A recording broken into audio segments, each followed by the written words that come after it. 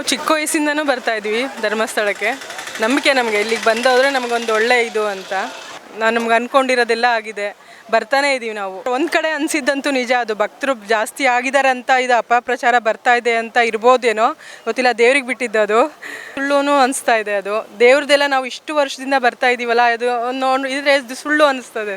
ಇಲ್ಲಿ ನಾವು ಅಂದ್ಕೊಂಡಿರೋದು, ನಾವು ನೋಡಿರೋ ಪ್ರಕಾರ ಅದೆಲ್ಲದು ಸುಳ್ಳು ಅಂತ ನಮಗೆ ಅನಿಸುತ್ತೆ. 99% ಅದು ಸುಳ್ಳು ಅಂತಲೇ ನಮಗೆ ಅನಿಸೋದು. ನಾವು ಗೊತ್ತಿಲ್ಲ ಈಗಿನ ಜನ್ರೇಷನ್ನು, ಈಗಿನ ಇದು ಹೇಗಿದೆಯೋ ಗೊತ್ತಿಲ್ಲ ಅದು.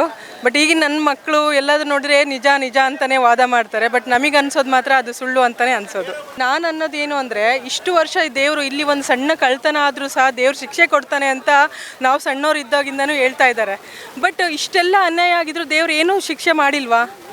ಇದು ಸುಳ್ಳು ಅಂತ ಒಂದು ಕಡೆ ಅನಿಸುತ್ತಲ್ವ, ಅದು ನಿಜ ಅಲ್ವಾ ಅದು? ಹಂಗಾಗಿ ಆ ರೀತಿ ನೋಡಿದರೆ ಇದು ಎಲ್ಲ ಸುಳ್ಳು ಅಂತ ಅನಿಸುತ್ತೆ. ಮೇ ಬಿ ದೇವ್ರಿಗೆ ಬಿಟ್ಟಿದ್ದದು, ಮಂಜುನಾಥ ಸ್ವಾಮಿಗೆ ಬಿಟ್ಟಿದ್ದು ಅಷ್ಟೇ.